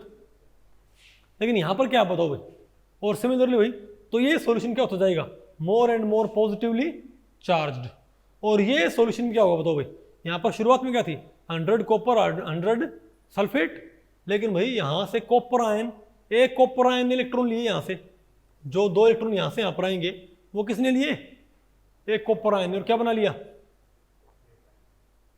Copper atom इसके ऊपर चिपक गई, फिर एक और, फिर एक और, फिर एक और। तो यहां पर भाई 100 कॉपर आयन थी, मान लिया 5 कहां चिपक गई कॉपर एटम बना के इस रोड के ऊपर, तो यहां पर कितनी कॉपर आयन बची 95 यहां पर क्या बची भाई कॉपर 2 पॉजिटिव आयन। बोलो सल्फेट आयन भी क्या है, सल्फेट आयन भी क्या रहेंगी 100 ही रहेंगी, सल्फेट आयंस के नंबर पे असर नहीं पड़ेगा भाई, नहीं समझे बात। लेकिन आप देखो भाई कि यहां पर लगातार कॉपर आयन यहां पर चिपक रही है तो सॉल्यूशन में कॉपर आयन कम होंगी ना, तो यहां पर 95 क्या है कॉपर आयन 100 क्या है सल्फेट आयन, तो 95 कॉपर आयन 95 सल्फेट आयंस को तो 95 कॉपर आयंस भाई 95 सल्फेट आयंस को तो बैलेंस कर लेगी, लेकिन 5 सल्फेट आयन क्या एक्स्ट्रा नहीं होगी। हालांकि हमने सल्फेट आयंस बढ़ाई नहीं, लेकिन रिलेटिवली यहां पर क्या होगी, लेकिन भाई रिलेटिवली क्या यहां पर सल्फेट आयंस का नंबर बढ़ नहीं गया क्या, बताओ। तो ये सॉल्यूशन क्या हो जाएगा बताओ, ये सॉल्यूशन कैसा चार्ज एक्वायर कर लेगा नेगेटिव। क्यों भाई, क्योंकि इसमें से पॉजिटिव आयन लगातार घट रही है, तो ऑटोमेटिकली रिलेटिवली नेगेटिव आयंस का नंबर बढ़ रहा है ना भाई, नेगेटिव आयंस का नंबर नहीं बढ़ रहा, रिलेटिवली बढ़ रहा है। क्यों बोलो भाई, पहले क्या थी 100 100, अब क्या है 95 100, तो यहाँ पर 5 क्या है सल्फेट एक्स्ट्रा, फिर क्या होंगे 90 100, फिर क्या रहेगी 10 सल्फेट का एक्स्ट्रा, फिर क्या रहेगी 80 100, क्या होगी 20 क्या होगी सल्फेट आयन एक्स्ट्रा, नहीं है आपको। तो ये सॉल्यूशन क्या ज्यादा नेगेटिव नहीं होता जाए क्या, भाई यहां पर तो क्या है बताओ, सल्फेट आयन उतनी रहती हैं लेकिन जिंक आयन बढ़ती हैं, इससे सॉल्यूशन क्या हो जाएगा, पॉजिटिवली चार्ज। यहां भी क्या होगा, सल्फेट आयन उतनी रहेंगी लेकिन कॉपर आयन घटती जाएंगी, इससे क्या हो जाएगा भाई, नेगेटिवली चार्ज। क्यों, क्योंकि सल्फेट आयंस एक्स्ट्रा बचेंगे, फिर सल्फेट आयंस का नंबर वही रहेगा 100, लेकिन भाई कॉपर आयंस का नंबर लगातार कम हो रहा है, तो सल्फेट आयंस को बैलेंस करने वाले खत्म नहीं हो रहे हैं क्या, तो ये सॉल्यूशन क्या हो जाएगा, नेगेटिवली चार्ज्ड। तो कुछ समय के बाद भाई आप ये नहीं बोलोगे, मान लीजिए यहां पर तो क्या हो गया, मैंने सिंपल बोला है, यहां पर क्या होगी 105 जिंक और 100 सल्फेट, यहां पर क्या होगी 95 कॉपर आयन और 100 सल्फेट। तो यहां पर 5 आयन क्या है, एक्स्ट्रा जिंक आयन, वहां पर 5 क्या होगी, सल्फेट आयन क्या होगी, एक्स्ट्रा। अरे इलेक्ट्रिकल न्यूट्रलिटी मेंटेन करने के लिए भाई, तो यहां से भाई ये सॉल्यूशन क्या हो गया, पॉजिटिवली चार्ज्ड। तो भाई जो इलेक्ट्रॉन यहां से यहां पर जा रहे थे, तो अगर सॉल्यूशन क्या हो गया, पॉजिटिवली चार्ज्ड, तो क्या वो इलेक्ट्रॉन्स को जाने से भाई अपनी तरफ खींचेगा नहीं क्या, तो क्या ये पॉजिटिवली चार्ज सॉल्यूशन क्या इलेक्ट्रॉन के ट्रांसफर को एक तरह से भाई अपोज नहीं करेगा फिर, बोलो भाई। और सिमिलरली भाई अगर मान लो वो यहां से यहां पर आ भी गए, तो ये सॉल्यूशन क्या है, नेगेटिवली चार्ज। क्यों, कि कॉपर आयन लगातार घट गई भाई और सल्फेट आयंस क्या है लगातार भाई एक्स्ट्रा होगी यहां पर, तो ये सॉल्यूशन क्या नेगेटिवली चार्ज है, तो ये इनकमिंग इलेक्ट्रॉन्स को क्यों आने देगा, नहीं है क्या आपको, यानी कि ये वेसल तो फिर इलेक्ट्रॉन्स की इनकमिंग को रोकने की ट्राई करेगा और ये वेसल इलेक्ट्रॉन की आउटगोइंग को रोकने की ट्राई करेगा, और इससे भाई करंट स्टॉप नहीं हो जाएगा क्या, अरे बोलो भाई। तो अगर ये ऐसे क्या होता गया, अगर ऐसे यहां पर क्या हो गया, जिंक आयन बढ़ती गई और ऐसे यहां पर क्या होगा, कॉपर आयन घटती गई, तो यहां पर तो क्या हो जाएगा, नेगेटिवली चार्ज्ड, और ये सॉल्यूशन क्या हो जाएगा, पॉजिटिवली चार्ज्ड। तो ये पॉजिटिवली चार्ज सॉल्यूशन क्या इलेक्ट्रॉन की आउटगोइंग को रोकेगा नहीं क्या, और ये नेगेटिवली चार्ज सॉल्यूशन इलेक्ट्रोनेगेटिव होता है, उसकी इनकमिंग को अपोज नहीं करेगा क्या, तो कुछ समय के बाद वही करंट रुक नहीं जाना चाहिए क्या, इसको बोलते हैं एक्सटर्नल सर्किट। क्या बोलते हैं इसको भाई, एक्सटर्नल सर्किट। तो भाई तो एक्सटर्नल सर्किट के अंदर क्या करंट रुक नहीं जाएगा कुछ समय के बाद, बोलो भाई। तो भाई कुछ समय के बाद क्या आउटर सर्किट में करंट रुक जाएगा ना, की बात है, अरे बोलो भाई, क्या आउटर सर्किट में करंट रुक जाएगा क्या, पक्की बात है, ठीक है। तो भाई आपने इसमें फिर एक बोलते हैं इनर सर्किट। क्या भाई, आपने इनर सर्किट पूरा करना है। आप यहां पर एक काम करें, आप यहां पर एक यू शेप्ड ट्यूब लगा दें। क्या, यू शेप्ड ट्यूब नजर है आपको, अरे बोलो भाई, इसको बोलते हैं साल्ट ब्रिज। क्या बोलते हैं इसको, बताओ, अरे बोलो इसको क्या बोलते हैं, सॉल्ट ब्रिज, ठीक है, ओके। अब आप ये बताओ भाई, ये हमारे पास क्या है, सॉल्ट ब्रिज। अब ये बताओ भाई, इस सॉल्ट ब्रिज में बताओ क्या होता है, सॉल्ट ब्रिज कंटेनिंग K2SO4। अरे बोलो भाई, बताओ सॉल्ट ब्रिज क्या होता है, एक यू शेप ट्यूब होती है जो कि कंसंट्रेटेड इलेक्ट्रोलाइटिक सॉल्यूशन रखता होता है किसका भाई, KCl का, KNO3 का या K2SO4 का भाई, ठीक है, इलेक्ट्रोलाइट सॉल्यूशन इन अगर और भाई जिलेटिन, ताकि भैया इसमें से निकले ना। अरे इस यू शेप ट्यूब में अगर और, अरे बोलो भाई जिलेटिन, अगर और जो जिलेटिन है, समझे बात, उसकी प्रेजेंस में आपने यहाँ पर भाई क्या मिला रखा है, KCl के नहीं मतलब आपको पहले पड़ी गया, तो इसमें से जो इसका जो क्या कंटेंट वो इसमें से बाहर निकल सकता, नहीं मतलब आपको पहले पड़ी गया। ये ट्यूब यू शेप बेशक है, लेकिन इसमें आपने क्या भर रखा है, अगर और जिलेटिन, और इसमें और क्या है, इसमें कौन सा, अगर और जिलेटिन में, जिलेटिन की प्रेजेंस में कौन सा हमारे पास इलेक्ट्रोलाइटिक सॉल्यूशन है, KCl या KNO3, तो यहां से निकलेगा नहीं है, बात आपको पहले पड़ी नहीं आपको है, लेकिन इससे होगा क्या, अब ये जो इसको बोलते हैं साल्ट ब्रिज, क्या होता है ये, साल्ट ब्रिज, ठीक है। ये बताओ क्या इसका मैकेनिज्म क्या होता है भाई, वो फिलहाल आपको ज़्यादा पढ़ने की जरूरत नहीं है, लेकिन आप ये माने कि यहाँ पर मान लिया भाई शुरुआत में क्या थी, 100 कॉपर और 100 सल्फेट। फिर क्या हो गया यहाँ पर 95 कॉपर और 100 सल्फेट। यहाँ पर क्या थी 100 जिंक 100 सल्फेट। फिर क्या होगी 105 जिंक और 100 सल्फेट। तो यहाँ पर 5 जिंक आयन क्या है एक्स्ट्रा, और यहाँ पर 5 सल्फेट आयन क्या है एक्स्ट्रा। भाई अरे एक्स्ट्रा मतलब क्या है 95 कॉपर आयन के मुकाबले मुझे 95 क्या चाहिए सल्फेट आयन। 95 कॉपर आयन के मुकाबले आपको 95 क्या चाहिए सल्फेट आयन। तो यहाँ पर 5 सल्फेट आयन का एक्स्ट्रा नहीं हुई क्या। इलेक्ट्रिकल न्यूट्रलिटी के पॉइंट ऑफ व्यू से देखें तो यहाँ पर 5 सल्फेट आयन क्या है एक्स्ट्रा, और यहाँ पर 5 जिंक आयन क्या है एक्स्ट्रा, इजंट इट। तो वही होगा क्या, यानी कि यहाँ पर सल्फेट आयन क्या है एक्स्ट्रा और यहाँ पर जिंक आयन क्या है एक्स्ट्रा। समझे बात। तो जो ये सॉल्ट ब्रिज है ये बताओ क्या करेगा, ये सल्फेट आयन की मूवमेंट को फैसिलिटेट करेगा। क्या करेगा ये, तो जो यहाँ पर 5 सल्फेट आयन थी ना, जो यहाँ पर 5 सल्फेट आयन्स हुई वो इसके थ्रू होते होते कहाँ से कहाँ पर आ जाएंगी, यहाँ से यहाँ पर। नहीं है क्या आपको, यानी यहाँ पर जो 5 सल्फेट आयन है वो इस सॉल्ट ब्रिज के थ्रू होते हुए कहाँ आ जाएंगी ऐसे। तो यहाँ बताओ फिर क्या हो जाएगा 105 जिंक आयन 105 क्या हो जाएंगी सल्फेट। भाई अगर 5 सल्फेट आयन वहाँ से यहाँ पर आ गई तो दोनों काम हो गए भाई। यहाँ पर तो क्या हो गया सल्फेट आयन क्या रहेगी 95, कॉपर आयन भी क्या है 95, तो सॉल्यूशन फिर से क्या हो गया न्यूट्रल। नहीं आ गया आपको। और ये बताओ क्या हो जाएगा हमारे पास, अरे बोलो ये अब तो मेरे पास क्या आएगी 105 तो इससे तो यहां पर क्या हो फिर इलेक्ट्रिकल न्यूट्रलिटी। बता आपको पहले पड़ी हुई। तो इस सॉल्ट ब्रिज का फायदा क्या होता है कि यहां पर कॉपर आयन कम होने के बाद जो एक्स्ट्रा क्या बचेंगी सल्फेट आयन, वो एक्स्ट्रा सल्फेट आयन, और जितनी यहां पर क्या बनेंगी, जितनी यहां पर क्या बचेंगी एक्स्ट्रा सल्फेट आयन, उतनी यहां पर क्या बन रखी होंगी एक्स्ट्रा जिंक आयन। तो अगर मान ले वो एक्स्ट्रा सल्फेट आयन यहां से मूव करके यहां पर आ जाएंगी तो यहां पर जिंक आयन जो एक्स्ट्रा थी क्या उनका चार्ज बैलेंस नहीं हो जाएगा क्या, बोलो भाई।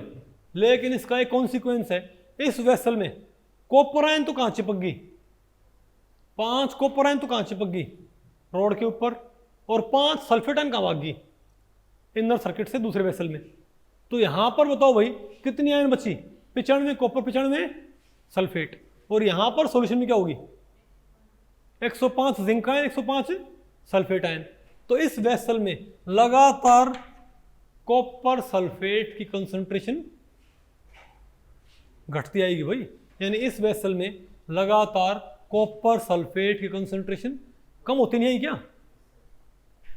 अरे बोलो भाई क्या इस वेसल में कॉपर सल्फेट की कंसंट्रेशन लगातार घटती नहीं है क्या, पक्की बात है। अरे बोलो भाई, और इस वेसल में कंसंट्रेशन बढ़ती आएगी, नहीं समझे बात।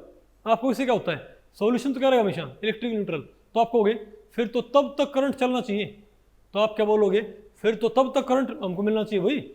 तो जैसे ये एक्स्ट्रा जिंक आयन कहाँ पहुँच जाएंगी, जैसे ही ये एक्स्ट्रा सल्फेट आयन कहाँ से कहाँ पहुँच जाएंगी यहाँ से यहाँ पर, तो फिर से क्या हो जाएंगे सॉल्यूशन इलेक्ट्रिकली न्यूट्रल, और फिर से करंट शुरू हो जाएगा, इजंट इट। अब क्या होता है, यानी आउटर सर्किट में क्या होगा, यानी आउटर सर्किट में तो इलेक्ट्रॉन फ्लो करते रहेंगे और इनर सर्किट से आयंस फ्लो करते रहेंगे, इजंट इट। अब आपके दिमाग में आएगा कि फिर तो भाई क्या बोलते हैं इससे करंट हमको तब तक मिलता रहेगा जब तक कि ये वेसल पूरी तरह क्या ना हो जाए खाली।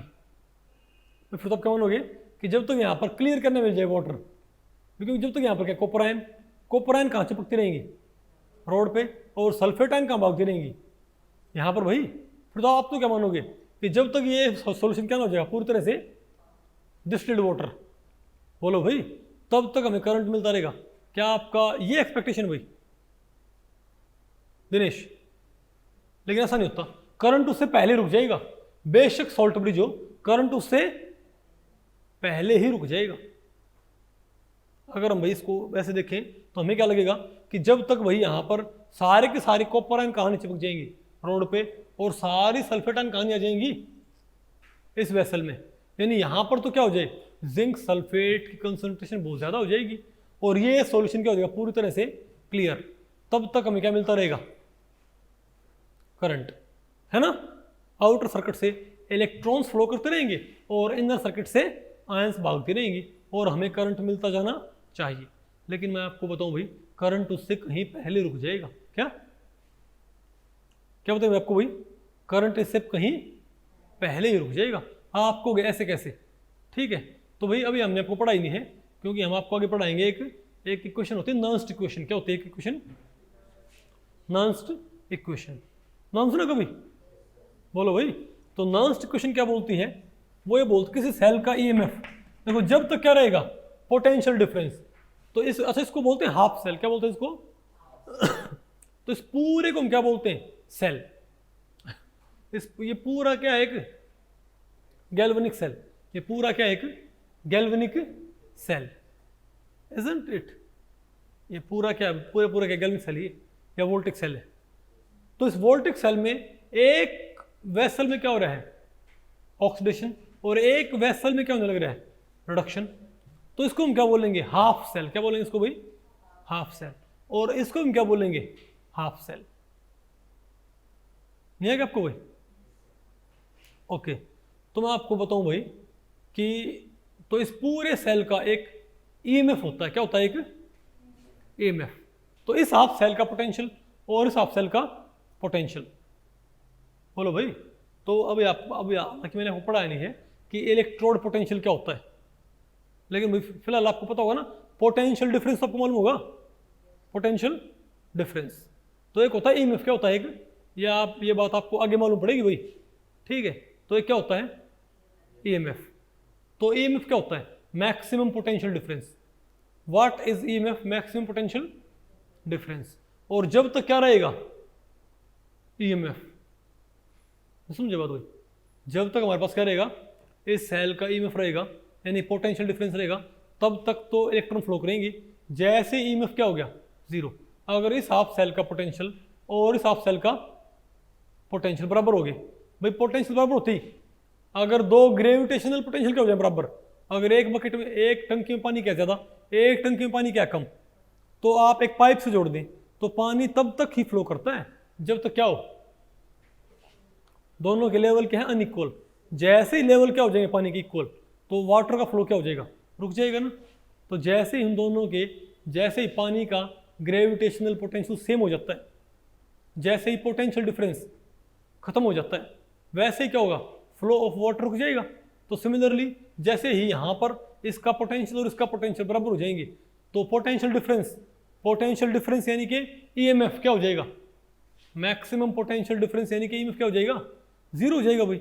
और जीरो ईएमएफ होते क्या हो जाना चाहिए, अब बताओ पोटेंशियल डिफरेंस जीरो होते क्या हो जाना चाहिए, पोटेंशियल डिफरेंस जीरो होते ही क्या हो जाना चाहिए, फ्लो ऑफ, दो टंकी है पानी की, एक भरी है एक खाली है, एक पाइप से जोड़ रखी है, दोनों में ग्रेविटेशनल पोटेंशियल बराबर हो गए, तो पोटेंशियल डिफरेंस क्या हो गया, तो वाटर का फ्लो क्या होगा, रुक गया ना। तो सिमिलरली मैं आपसे पूछूं भाई, अगर इन दोनों का पोटेंशियल बराबर हो जाए, तो इन पोटेंशियल डिफरेंस क्या हो गया, जीरो हो गया। और पोटेंशियल डिफरेंस जीरो हो गया, मैक्सिमम पोटेंशियल डिफरेंस जीरो हो गया, तो ईएमएफ जीरो ने मतलब क्या है कि करंट रुक जाएगा ना भाई। तो हालांकि मैंने आपको पढ़ाई नहीं, लेकिन आगे एक इक्वेशन आएगी, वो क्या होती है, नॉन्स्ट इक्वेशन। वो क्या बोलती है कि किसी सेल का, इस पूरे गैल्वेनिक सेल का या वोल्टिक सेल का ईएमएफ क्या होता है, E is equal to E naught. क्या भाई, ई नॉट क्या होता है, ईएमएफ इन स्टैंडर्ड स्टेट। क्या होता है EMF in standard state. Standard state का मतलब क्या होता है कि वो ये हाफ सेल भी क्या हो, स्टैंडर्ड कंडीशंस पे, और ये भी क्या हो, स्टैंडर्ड, इनके स्टैंडर्ड टेम्परेचर एंड प्रेशर, और साथ में इसमें क्या हो, 1 मोलर कंसंट्रेशन और प्योर जिंक रोड। ये क्या हो, 1 मोलर कंसंट्रेशन और प्योर कॉपर रोड। उसको हम क्या बोलेंगे, स्टैंडर्ड स्टेट। नहीं है क्या आपको। तो उस वक्त तो भाई यहां पर, अरे भाई अगर आप यहां पर क्या लगा दें, एक, बोलो भाई, वोल्ट मीटर। आप यहां पर क्या लगा दें, एक वोल्ट मीटर। तो वोल्ट मीटर क्या बताएगा कि इन दोनों में कितना ईएमएफ है। इसका भी क्या है, इस सेल का ईएमएफ क्या बताएगा ना आपको, वोल्ट मीटर। एमीटर क्या बताया, करंट। एमीटर क्या बताया, करंट। और वोल्ट मीटर क्या बताता है, एमीटर बताता है करंट और वोल्ट मीटर क्या बताता है, वोल्टेज। पता होगा ना आपको भाई, ठीक है।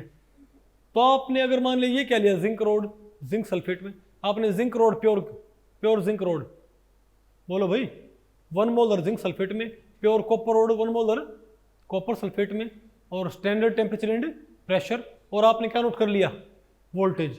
तो वही क्या हमारा स्टैंडर्ड ईएमएफ। नहीं है क्या आपको? तो बाकी कंडीशंस पे ईएमएफ क्या होता है, तो ई होता क्या है बताओ, E naught minus R T over N F L N. बोलो भाई यहां क्या होता है, oxidation half cell, oxidation half cell divided by production half cell. यहां पर क्या हो रहा है, ऑक्सीडेशन। तो इस हाफ सेल में कंसंट्रेशन, और यह क्या है, रिडक्शन ऑफ सेल, इसमें कंसंट्रेशन, दोनों का रेशियो। नहीं है क्या आपको? अरे बोलो भाई। तो किसी सेल का ईएमएफ क्या होता है आपको आगे पढ़ाया जाएगा भाई, क्या होता है, E is equal to E naught minus R T over N F L N, oxidation of cell by production of cell. तो ये तो क्या है, ऑक्सीडेशन ऑफ सेल, और ये क्या है, प्रोडक्शन ऑफ सेल। तो ऑक्सीडेशन, और ये होता है एक, तो ई नोट कितना होता है मैं आपको बताऊं भाई। अब हालांकि आपने सीखा नहीं कैसे निकालते हैं ये, लेकिन मैं आपको बताऊं कि इस वेसल के लिए, अरे बोलो भाई, कॉपर जिंक सेल के लिए ई नोट होता है 1.10, कितना होता है 1.10 वोल्ट। ई नोट क्या होता है इसका, 1.10 वोल्ट होता है। नहीं समझे बात? तो अगर ये 1.10 वोल्ट है, तो किसी तरीके से ये भी क्या हो जाएगा, अगर 1.10 वोल्ट, तो उस वक्त हमारे पास डिफरेंस क्या आ जाएगा, ईएमएफ। तो सेल का ईएमएफ क्या हो जाएगा, 0, यानी कि दोनों हाफ सेल का पोटेंशियल क्या हो जाएगा, बराबर, और करंट मिलना बंद हो जाएगा। नहीं समझे बात? अब आप ये बताओ कि जब, तो ऐसे क्या होता है, मान ले शुरुआत में दोनों हाफ सेल में कंसंट्रेशन क्या बराबर है भाई। शुरुआत में आप क्या मान लो कि दोनों हाफ सेल्स में कंसंट्रेशन क्या है, बराबर। आप ये मान लो, मान लिया। अरे बोलो भाई, शुरुआत में ये मान लो कि दोनों हाफ सेल्स में कंसंट्रेशन क्या है, इक्वल है। लेकिन यहां पर कंसंट्रेशन लगातार क्या होगा, तो भाई, तो यहां पर अगर मैं इसको क्या बोलूं बताओ, अरे 2.303 लॉग, तो कंसंट्रेशन बराबर है, तो रेशियो क्या है, 1 आएगा, लॉग 1 क्या आएगा, 0। यानी शुरुआत में ई क्या होगा, शुरुआत में ई क्या होगा, ई नोट के बराबर। यानी कि भाई ये सेल कितना ईएमएफ देगा हमको, ये सेल हमको कितना ईएमएफ प्रोवाइड करेगा, 1.10 वोल्ट, इजंट इट। लेकिन अब आप मुझे बताओ, अब यहां पर ये कंसंट्रेशन लगातार क्या होगी, रिडक्शन ऑफ सेल में कंसंट्रेशन लगातार घटेगी, और यहां पर कंसंट्रेशन लगातार बढ़ेगी। यानी ये तो बढ़ेगा और ये घटेगा। बोलो भाई, नहीं है ना आपको? यानी ये तो क्या होगा भाई, ये तो क्या होगा, घटे, और ये बढ़ेगा। तो ये रेशियो क्या होगा, लगातार बढ़ेगा, और ये रेशियो बढ़ेगा, तो ये पूरा फैक्टर बढ़ेगा। तो बढ़ते बढ़ते कभी ना कभी ये क्या होगा, 1.10। तो हम क्या बोलेंगे कि इस, यानी कि जिंक सल्फेट की कंसंट्रेशन, यहां पर क्या है, कॉपर सल्फेट की कंसंट्रेशन। तो अगर कॉपर से ऊपर क्या है, जिंक सल्फेट की कंसंट्रेशन, नीचे क्या है, कॉपर सल्फेट की कंसंट्रेशन। भाई अब कॉपर सल्फेट लगातार घट रहा है, जिंक सल्फेट लगातार बढ़ रहा है, तो ये रेशियो क्या होगा, लगातार बढ़ेगा ना। और अगर भाई ये रेशियो बढ़ेगा, तो कभी ना कभी तो कॉपर सल्फेट की कंसंट्रेशन इतनी कम हो जाएगी, और जिंक सल्फेट की कंसंट्रेशन इतनी बढ़ जाएगी कि उनका रेशियो क्या हो जाए, उसका लॉगरिथम करने के बाद, ये करने के बाद क्या है मेरे पास, 1.10। नहीं समझे बात? यानी कि ये कंसंट्रेशन पूरी तरह से क्लियर नहीं होगी, पूरी तरह से नहीं है आपको। बेटा अंजलि, अंजलि बेटा क्या नहीं है बताओ, ये क्वेश्चन कैसे लिखी मैंने? हाँ ओके, मैं इसी क्वेश्चन थोड़ा, इसको और थोड़ा साफ लिखता हूं पहले।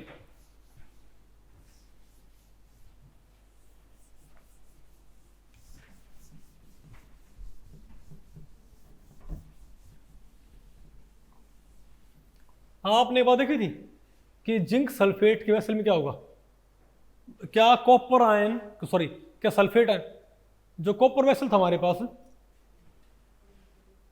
आप मुझे बताएं कि ये बताओ हमारे पास क्या है, ये बताओ बस क्या है, बोलो भाई। Copper sulphate. तो कॉपर सल्फेट कहाँ चिपक रहा है? रोड के ऊपर, पता होगा ना आपको। और कॉपर आयन तो कहाँ चिपक रही है? रोड के ऊपर। और सल्फेट आयन कहाँ बचती है? यहाँ पर बचती है ना हमारे पास भाई। अब वो सल्फेट आयन क्या करेंगे बताओ? वो सल्फेट आयन क्या करेंगे बताओ भाई, बताओ। वो सल्फेट आयन क्या करेंगे बताओ? क्या वो साल्ट, अरे भाई सॉल्ट ब्रिज के थ्रू ऊपर जाएंगे क्या? नहीं है ना आपको ये? तो आप इस बात से एग्री करते हो? क्योंकि आप तो ये मानोगे कि जब तक यहां पर पूरी तरह क्या ना हो जाए खत्म, इस वेसल में पूरी तरह क्या हो जाए, कॉपर सल्फेट खत्म हो जाए, और यहां पर कि कॉपर आयन कहाँ चिपक जाए, आप तो मानोगे कि तब तक करंट चलता रहेगा जब तक के कॉपर सल्फेट के वेसल में सारा कॉपर कहाँ ना चिपक जाए और सारा सल्फेट कहाँ ना आ जाए इस वेसल में। आप तो मानोगे भाई। अब तो तब क्या होना चाहिए? करंट रुकना चाहिए, लेकिन करंट उससे कहीं पहले रुक जाएगा। बात आपको पहले पड़ी, ये बात आप मानते हो ना भाई कि कॉपर सल्फेट के वेसल में लगातार क्या कम होता है? Copper sulphate. क्यों? कॉपर आयन तो कहां चिपक गई रोड पे, सल्फेट आयन वहां भाग गई। और जिंक सल्फेट के वेसल में जिंक सल्फेट लगातार बढ़ता है ना, क्यों? दूसरे वेसल से क्या आएगी? Sulphate ion. और रोड से क्या आएगी? Zinc ion. तो आप मानते हो ना ये कि ऑक्सीडेशन ऑफ सेल में लगातार क्या बढ़ता है? कंसंट्रेशन। और रिडक्शन ऑफ सेल में कंसंट्रेशन क्या होती है? घटती है। इस बात से आप एग्री करते हो भाई? तो नर्स्ट इक्वेशन क्या होती है? ये आपको आगे पढ़ाई जाएगी इसका पूरा वही डिटेल्ड।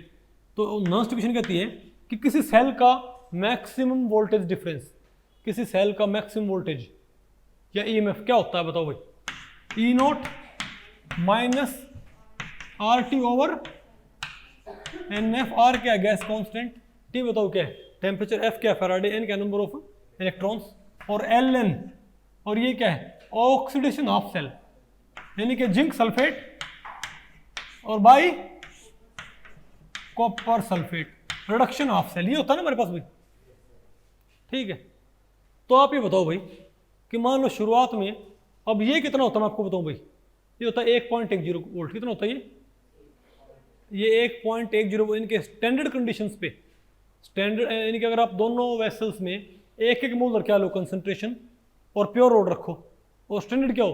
टेम्परेचर और प्रेशर, तो कितना ईएमएफ आएगा? 1.10 वोल्ट देगा वो। आप वोल्ट मीटर लगा के चेक कर सकते हो, नहीं है आपको? लेकिन तो ये कितना होता है? 1.10 होता होगा, 1.10 वोल्ट, ठीक है। क्योंकि दोनों बराबर हैं तो Ln1 क्या होगा? 0। दोनों बराबर, दोनों वेसल में शुरुआत में कंसंट्रेशन क्या बराबर है, तो ये क्या आएगा मेरे पास? 0 आएगा ना। तो Ln1 0 हो गया। तो क्या है? तो E क्या आएगा? E not. यानी सेल हमको कितना ईएमएफ प्रोवाइड करेगा? 1.10 वोल्टेज आ गया आपको, ठीक है। लेकिन अब आप बताओ क्या हो भाई? अब बताओ क्या हो धीरे धीरे? अब इस वेसल में लगातार क्या होगा? इस वेसल में लगातार कंसंट्रेशन क्या होगी? और यहाँ क्या होगी? बढ़ेगी। तो पूरा रेशियो क्या होगा? बढ़ेगा ना। तो पूरा रेशियो बढ़ेगा तो पूरा फैक्टर क्या होगा? ये बढ़ेगा। तो ये पूरा फैक्टर, ये होता है, ये फैक्टर होता है वोल्ट में, और ये भी किसमें होता है? वोल्ट में। नहीं आपको आया क्या? तो ये फैक्टर बढ़ते बढ़ते, ये फैक्टर शुरुआत में क्या है? 0। ये कितना है? 1.10। तो ये फैक्टर बाद में 0 से बढ़ते बढ़ते कभी न कभी क्या होगा? 1.10 होगा। तो जैसे ही 1.10 हो जाएगा तो 1.10 माइनस 1.10 सेल का ईएमएफ, जो सेल से ईएमएफ निकाल पाएंगे, वो क्या बन जाएगा? 0 वोल्ट। नहीं है आपको? यानी कि भाई, यानी कि दोनों वेसल्स में एक खास कंसंट्रेशंस अटेन होने के बाद हमको ईएमएफ मिलना बंद हो जाएगा। सॉरी, ईएमएफ क्या हो जाएगा? 0 हो जाएगा। और ईएमएफ 0 होते क्या हो जाएगा? वोल्टेज भी क्या हो जाएगी? सॉरी, करंट भी क्या हो जाएगा? 0। नहीं है क्या आपको? तो बताओ भाई, अब दोबारा से इसको रीस्टोर करने का तरीका है। तो जब उस सेल से करंट मिलना बंद हो जाए तो आप उससे दोबारा से भाई करंट हासिल कर सकते हो क्या? बिल्कुल। या तो क्या करो, किसी तरीके से जिंक सल्फेट वाले वेसल में कंसंट्रेशन कम कर दो। वो मुश्किल है, इजंट इट? लेकिन अगर हम थोड़ा तो क्या करें भाई, क्योंकि ये रेशियो इतना हो रखा है कि ये नंबर क्या हो रहा है 1.10। आप एक काम करो भाई, एक मुट्ठी कॉपर सल्फेट लेके आओ। क्या भाई? एक मुट्ठी कॉपर सल्फेट, और कहाँ डाल दो भाई? कॉपर सल्फेट के वेसल में। तो एकदम से ही क्या होगा? बढ़ जाएगा ना भाई, और ये बढ़ते ही रेशियो क्या हो जाएगा? फिर ये घट जाएगा, और ये पूरा नंबर क्या हो जाएगा? 1.10 से घट जाएगा, और फिर से क्या आ जाएगा? डिफरेंस। यानी अगर आपने भाई ऐसे नहीं है, अरे जादू के जोर से आपने भाई अगर आपने थोड़ा सा कॉपर सल्फेट कहाँ डाल दिया? कॉपर सल्फेट के वेसल में, तो करंट फिर से आ जाएगा। मेरे ख्याल से आपको भाई गैल्वेनिक सेल आपको अच्छे से मालूम पड़ गया। कोई दिक्कत आपको इसमें? पक्का आ गया? ओके, अब आप मुझे बताओ भाई, और सिमिलरली बताओ क्या होता है? अच्छा, सारी फीचर्स आपको मालूम पड़ गई नहीं? अच्छा, और बताओ बिल्कुल सिमिलरली क्या हो हमारे पास? अरे भैया बात ध्यान रखियो, ये काम क्या होता है? रिलेटिवली। ये काम क्या होता है? रिलेटिवली। अगर आपने कॉपर सल्फेट, आपने कॉपर और जिंक आपने यूज किए हैं, तो जिंक का क्या होता है? ऑक्सीडेशन। कॉपर का क्या होता है? रिडक्शन। लेकिन अगर आपने कॉपर सल्फेट का वेसल आपने किससे कंबाइन कर दिया? सिल्वर से। किससे भाई? सिल्वर से। तो कॉपर का पता क्या होता है? बताओ। नहीं बताओ कॉपर पड़ गया? अभी कॉपर रोड क्या हो रही थी? डिपोजिट हो रही थी कॉपर रोड के ऊपर। अभी कॉपर रोड के ऊपर क्या हो रहा था? डिपोजिशन। लेकिन अगर आपने जिंक की वजह क्या ले लिया? यहां पर क्या था? Zinc rod. यहां क्या थी? Copper rod. Copper rod copper का salt solution, zinc rod zinc का साल्ट सॉल्यूशन। तो कॉपर रोड पे क्या था? रिडक्शन, और यहाँ क्या था? ऑक्सीडेशन। आप एक काम करो, आप जिंक रोड है ना जो, उसको उठा दो और क्या लगा दो वहां पर? Silver road. क्या भाई? चांदी की रोड। और चांदी के सॉल्यूशन में सिल्वर रोड, सिल्वर का साल्ट सॉल्यूशन। तो पता वहां पर अब क्या होने लग जाएगा? ऑक्सीडेशन। समझे बात? अब क्या होगा? अब कॉपर रोड क्या होगी? डिसॉल्व होगी, और सिल्वर रोड क्या होगी? थिक होएगी। नहीं आना आपको ये? ओके, तो ध्यान रखिए। ओके, एक तो अब बताओ क्या होगा? अब कॉपर क्या होगा? ऑक्सीडेशन, और सिल्वर क्या होगा? रिडक्शन। Isn't it? मेरे ख्याल से आपको बात आपको पहले पड़ गई कि नहीं आया? ये भाई कौन सा सॉल्यूशन है? हाँ देखो भाई, अब की बार देखो, ये बताओ कौन सी रोड है? Copper road. और ये बताओ कौन सी रोड है? Silver road. ये भाई थिक हो रही है ना? और बताओ। अच्छा भाई, अब मैं आपको बताऊँ भाई, एक होता है डेनियल सेल। क्या? मैं आपको बताऊं भाई, अब आप पढ़ें डेनियल सेल क्या होता है। ये भाई मैं आपको बताऊं, गैल्वेनिक सेल का क्या है? एक वेरिएंट है। ये आपको बताओ ना, अरे एक ब्रिटिश केमिस्ट ने बनाया था डेनियल सेल, मेरे ख्याल से ये नाम सुनका।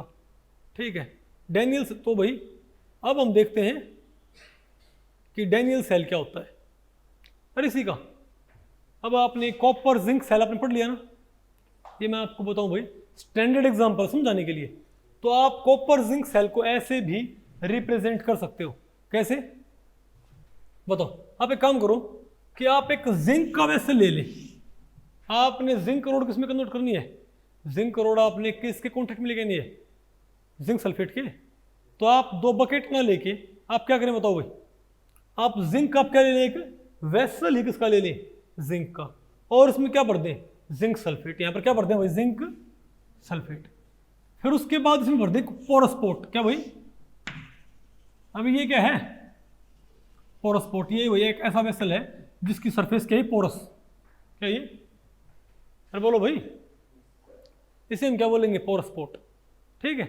इस तो यहां पर तो भाई, तो यहां पर तो ये तो क्या है? ये तो क्या हमारे पास? Zinc road. और ये क्या है? Zinc sulphate. ये जिंक रोड, ये जिंक सल्फेट। और ये बताओ क्या है? और यहां ये बताओ क्या है? कॉपर रोड, सॉरी, और ये कॉपर सल्फेट, और ये कॉपर रोड है। नहीं है आपको? तो यहां पर भाई सॉल्ट ब्रिज की आपको रिक्वायरमेंट नहीं पड़ती भाई। कॉपर रोड तो किसके कॉन्टेक्ट में आ गई? कॉपर रोड तो भाई किसके कॉन्टेक्ट में आ गई? कॉपर सल्फेट के। इजंट इट भाई? कॉपर रोड तो किसके कॉन्टेक्ट में आ गई? कॉपर सल्फेट के। और जिंक रोड क्या आ गई? जिंक रोड की जगह कौन वेसल है? Zinc sulphate. नहीं आएगा आपको? और सॉल्ट ब्रिज की जगह कौन है? बोलो भाई? Porous port.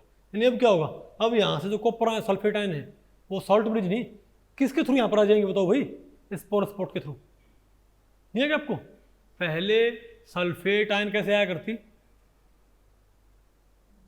अब ये सल्फेट आयन कैसे आएंगे बताओ, अब ये सल्फेट आयन यहाँ से यहाँ पर कैसे आएंगी, पोरस स्पॉट के जरिए। और अगर मैं इसको जोड़ दूं किससे बताओ भाई, बैटरी से, सॉरी बल्ब से, तो बताओ क्या आएगा हमारे पास, बोलो भाई, अरे आ तो हमारे पास है, तो ये तो क्या हो जाएगा हमारा एंड पॉजिटिव, और ये क्या हो जाएगा, तो वेसल जिंक है, तो भाई पॉजिटिव नेगेटिव बन गया, क्या क्या बन गया ये सेल, क्या बन गया ये एक सेल। अब समझ गए सेल कैसे होते हैं, अरे बोलो भाई, अगर मान ले भाई आपके पास, मान लिया, अरे भाई मान लिया आपके पास बहुत सारे क्या हैं, आपके पास काफ़ी सारा कॉपर है, जिंक है, और भाई ये जिंक सल्फेट कॉपर सल्फेट है, ठीक है, बताओ, और आप भाई किसी, मान लिया किसी डेजर्ट में आप फंस गए, ओके, और आपके पास रेडियो है, लेकिन रेडियो में क्या नहीं है, बैटरी, तो आप क्या कर सकते हो बताओ भाई, और रेडियो चलता है कोई ज़्यादा वोल्टेज से, रेडियो को मान लिया क्या चाहिए, 8 वोल्ट चाहिए, क्या चाहिए आपको भाई 8 वोल्ट, तो आप क्या कर सकते हो,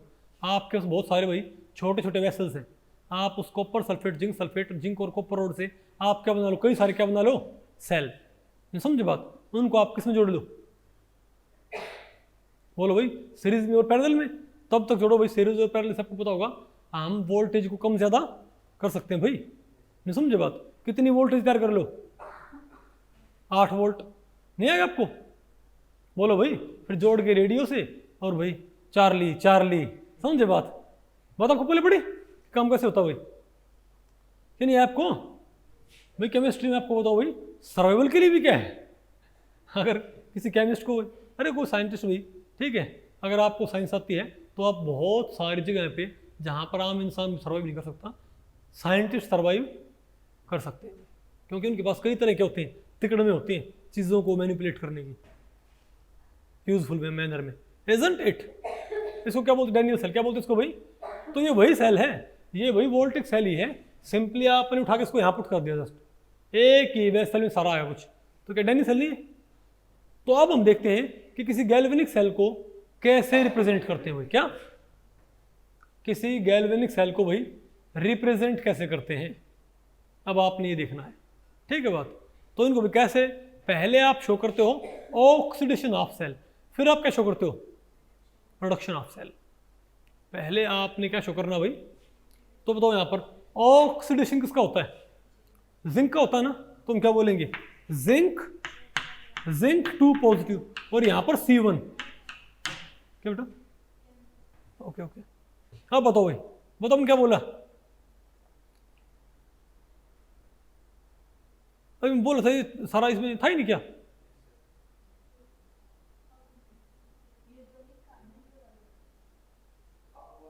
पहले वाला था पक्का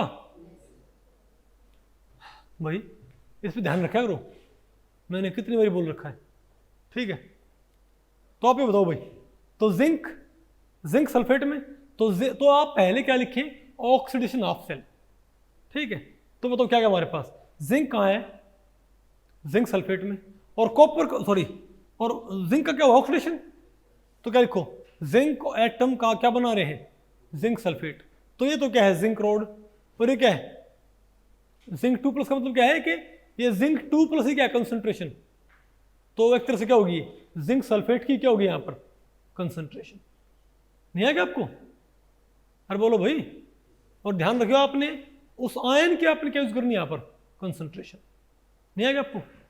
अब तो क्या, अब कॉपर क्या हुआ है, रिडक्शन, तो सॉल्यूशन से तो शुरुआती स्टेप पहले लिखते हैं, शुरुआत में क्या होता है कॉपर सल्फेट, तुम क्या बोलेंगे कॉपर 2 पॉजिटिव, कंसंट्रेशन क्या मान लिया C2, और क्या बना रहा है वो कॉपर, तो ये तो क्या हो गया आपकी ऑक्सीडेशन ऑफ सेल, क्या हो गया आपकी रिडक्शन ऑफ सेल।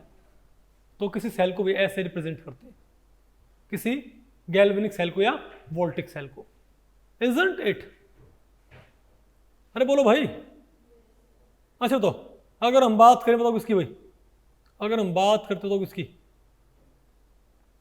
बताओ, अगर हम बात करें किसकी भाई, सिल्वर सेल की, कॉपर सिल्वर सेल की, तो वहां पर कॉपर क्या होता है, कॉपर सिल्वर सेल में क्या कॉपर क्या होता है ऑक्सीडेशन, तो तब आपने क्या बोलना पड़ेगा बताओ, तब आपने क्या बोलना पड़ेगा, copper 2 positive C1 concentration, solution में कॉपर 2 पॉजिटिव की कंसंट्रेशन। और फिर क्या होता है, फिर यहां पर क्या है हमारे पास, बोलो भाई, सिल्वर 1 पॉजिटिव नहीं आएगा आपको, तो ये बताओ हमारे पास क्या आ जाएगा, silver cell, copper silver cell. ध्यान रखियो भाई, ये देखना है, ये मैं सोचिए कॉपर है तो हमेशा बाद में लिखना है, अगर उसका क्या हो रहा है ऑक्सीडेशन, तो आपने उसे पहले लिखना पड़ेगा, इजंट इट। अरे बोलो भाई, अब बताओ हम क्या पढ़ते हैं, मेरे ख्याल से आपको पल्ले पड़ गया ना, आपको भाई गैल्वेनिक सेल या वोल्टिक सेल आपको पल्ले पड़ गया,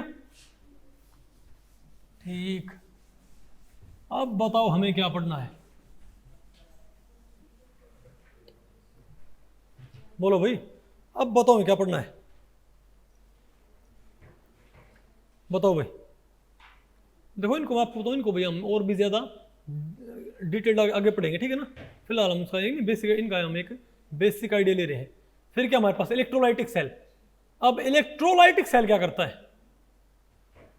बताओ भाई, इलेक्ट्रोलाइटिक सेल क्या करता है, इसका काम इलेक्ट्रोकेमिकल सेल से उल्टा होता है। इलेक्ट्रोकेमिकल सेल क्या करता है, केमिकल रिएक्शन से क्या बनाता है, इलेक्ट्रिकल एनर्जी, और यहाँ क्या होता है, इलेक्ट्रिकल एनर्जी से आपने क्या कैरी करनी है, केमिकल रिएक्शंस।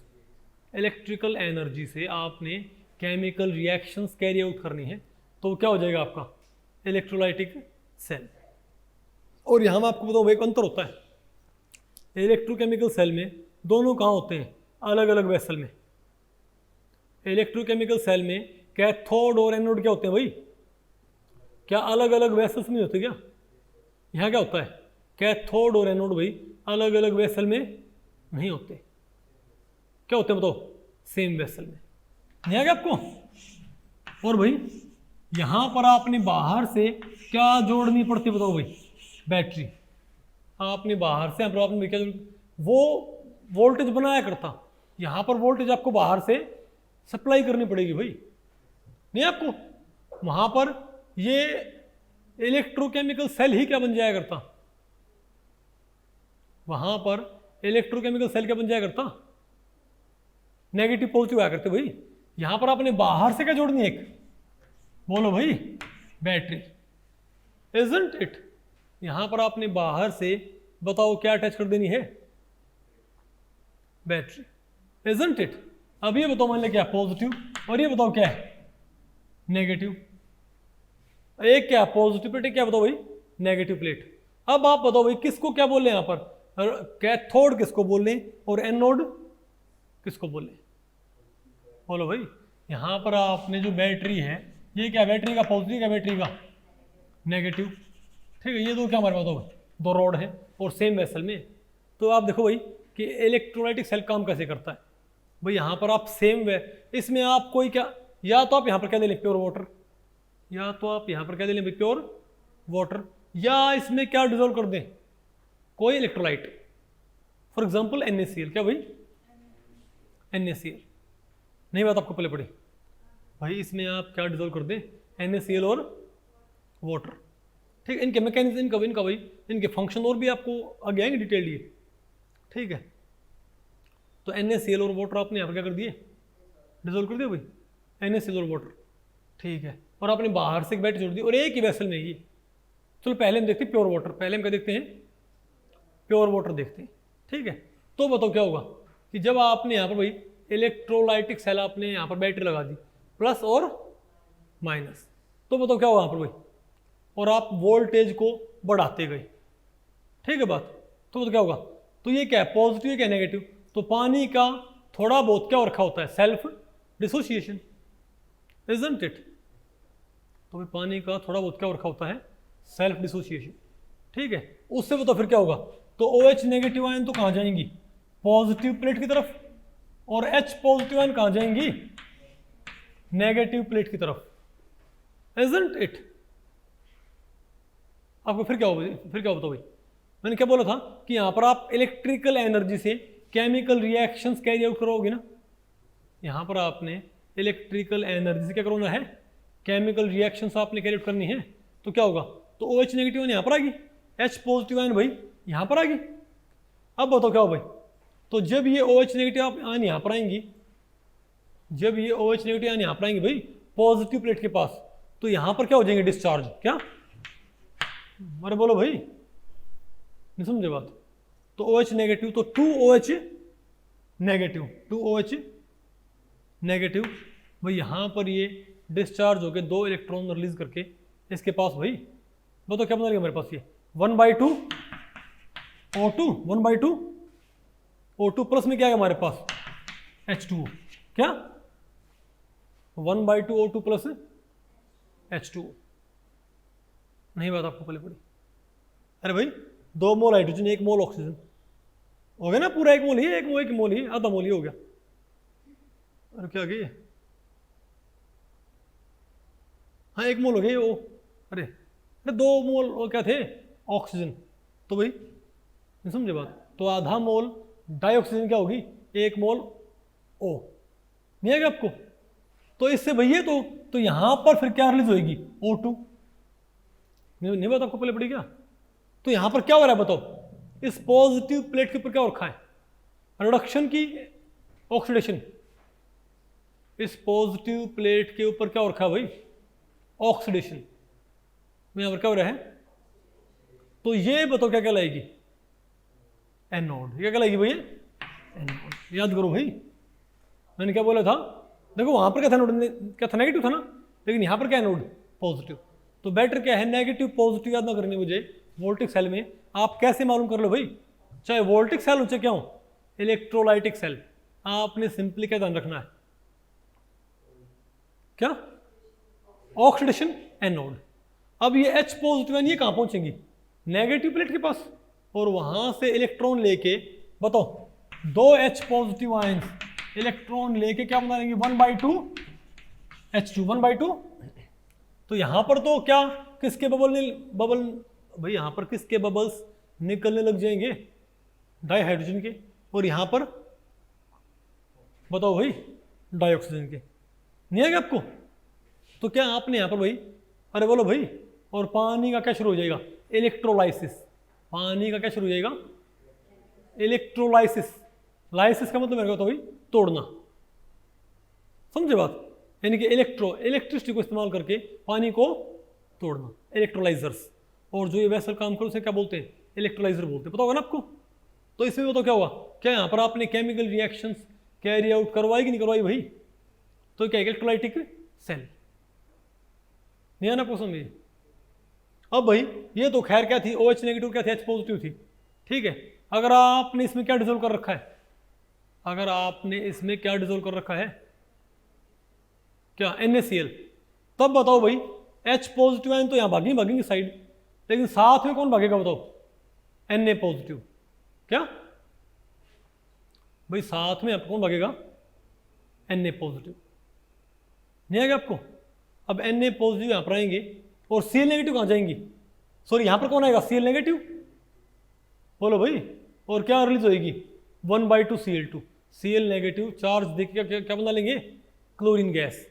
और Na पॉजिटिव आयन कहाँ जाएंगे बताओ भाई, इस प्लेट की तरफ। लेकिन यहाँ पर क्या निकलेगा बताओ, यहाँ पर H2 ही निकलेगी। आपको आगे पढ़ना पड़ेगा, अभी आपने पढ़ा नहीं ना कि इनके पोटेंशियल्स क्या होते हैं, इलेक्ट्रोड पोटेंशियल्स, ठीक है। आपको आगे बताएंगे भाई कि कौन सा पहले क्या होगा, ऑक्सीडाइज, कौन सा पहले क्या होगा, रिड्यूस। नहीं आएगा आपको बस। लेकिन सिंपल बात ये है कि यहाँ बताओ क्या होता है, इलेक्ट्रिकल एनर्जी को आप किस में कन्वर्ट करते हो, केमिकल एनर्जी के अंदर। इसके फायदे बहुत हैं।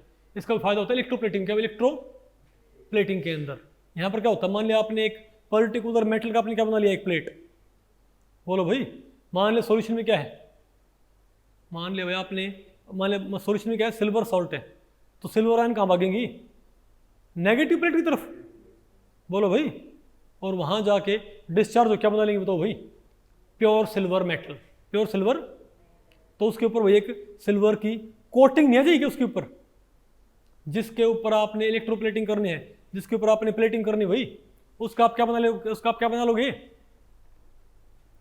जिसकी आपने प्लेटिंग करनी उसका आप क्या बना लोगे, जिसके ऊपर आपने प्लेटिंग, उसका आप क्या बना लो भाई, कैथोड, ठीक है। अरे पॉजिटिव, उसका क्या बना लो भाई, सॉरी नेगेटिव कैथोड बना लो। नहीं वो तो आपको पहले पड़ी। तो क्या होगी, जो मेटल आयन है आएंगे उसके ऊपर। सिल्वर आयन मान लिया आपने सिल्वर की कोटिंग करनी है, किसी प्लेट के ऊपर आपने सिल्वर की कोटिंग करनी है, तो उस प्लेट को आप क्या बना लो, कैथोड। तो सिल्वर आयन कहाँ करेंगी, उसकी तरफ जाएंगी और वहां से इलेक्ट्रॉन क्या बना लेंगे, प्योर सिल्वर, और उसके ऊपर चिपक जाएंगी। नहीं बात आपको पहले पड़ी क्या, तो इसे क्या बोलते हैं, इलेक्ट्रोप्लेटिंग। पता होगा ना आपको भाई। तो इसके बहुत फायदे होते हैं इलेक्ट्रोप्लेटिंग के अंदर, या मेटल्स को प्यूरिफाई करने में। क्योंकि अलग अलग मेटल्स के होते हैं, आप आगे पढ़ोगे एक कॉन्सेप्ट होता है इलेक्ट्रोड पोटेंशियल का। किसका, तो अलग अलग मेटल्स का इलेक्ट्रोड पोटेंशियल क्या होता है, अलग अलग। तो वो अलग अलग वोल्टेज भी क्या होती हैं, डिपॉजिट। समझ गए बात। तो पहले क्या होगी, एक मेटल क्या हो जाएगी डिपॉजिट, फिर क्या हो जाएगी दूसरी डिपॉजिट, फिर क्या हो जाएगी भाई तीसरी डिपॉजिट। समझ, उनका आप फिर भाई एक तरह से सेपरेट कर सकते हो। तो एक्सट्रैक्शन टेक्निक्स में भी और भाई इलेक्ट्रो प्लेटिंग में इनका बहुत फायदा है। आगे नहीं आपको ये, और बताओ फिर क्या हमारे पास भाई, comparison between galvanic cell and electrolytic cell. अब बताओ भाई इलेक्ट्रोकेमिकल, भाई सॉरी यहाँ पर लिखो भाई, इलेक्ट्रोकेमिकल सेल दोनों होते हैं भाई। और मैं आपको तो जनरली क्या होता है, जनरली कई बार क्या करते हैं, गैल्वेनिक सेल को क्या बोल देते हैं, इलेक्ट्रोकेमिकल, और इलेक्ट्रोलाइटिक सेल को अलग बोल देते हैं। समझे बात है, लेकिन दोनों बात क्या होते हैं भैया। लेकिन प्रिसाइजली बोले तो इलेक्ट्रोलाइटिक सेल भी क्या होता है, इलेक्ट्रोकेमिकल सेल ही होता है भाई। तो बेटर कि आप क्या बोलो, गैल्वेनिक सेल, क्योंकि इलेक्ट्रोलाइटिक सेल या गैल्वेनिक सेल दोनों ही क्या होते हैं, इलेक्ट्रोकेमिकल सेल। ठीक है, तो बताओ भाई गैल्वेनिक सेल में और इलेक्ट्रोलाइटिक सेल में डिफरेंस आपने बताने हैं। पहले बताओ क्या हमारे पास, तो गैल्वेनिक सेल क्या होता है, जो कि केमिकल एनर्जी को इलेक्ट्रिकल एनर्जी में कन्वर्ट करता है। और ये क्या करता है बताओ भाई, जो इलेक्ट्रिकल से केमिकल रिएक्शंस कैरी आउट करता है। समझ गए बात। ये क्या है, नेचुरली ओकरिंग रेडॉक्स रिएक्शन भाई। इसमें क्या होता है, जो नेचुरली क्या होती है टेंडेंसी भाई, एक मेटल ही क्या है, ऑक्सीडाइज होने की टेंडेंसी, दूसरी क्या है, रिड्यूस होने की। तो इलेक्ट्रॉन कहाँ से कहाँ पहुंच जाएंगे, ऑक्सीडेशन ऑफ सेल से reduction of cell, isn't it. लेकिन यहाँ पर क्या होता है, जो टेंडेंसीज होती हैं उसको आपने रिवर्ट करना पड़ता है। आप बाहर से क्या करते हो, बैटरी लगाते हो। यहाँ पर ये चीज स्पॉन्टेनियस नहीं होती भाई, क्या नॉन स्पॉन्टेनियस नहीं है क्या आपको। और यहाँ बताओ भाई, यहाँ पर एनोड क्या होता है, गैल्वेनिक सेल में एनोड क्या होता है, नेगेटिव, और कैथोड क्या होता है, पॉजिटिव। यहाँ पर एनोड क्या होता है, पॉजिटिव, कैथोड क्या होता है, नेगेटिव। ये भी यहाँ पर क्या है, एक डिफरेंस नहीं है ना आपको, बोलो भाई। अच्छा, यहाँ पर दोनों क्या होते हैं, डिफरेंट, गैल्वेनिक सेल में दोनों कहाँ होते हैं, डिफरेंट वेसल्स में। यहाँ पर दोनों क्या होते हैं, एक ही सॉरी यहाँ पर सारा, यहाँ पर दोनों इलेक्ट्रोड क्या होते हैं भाई, कैथोड एनोड क्या होते हैं, सेम वेसल में।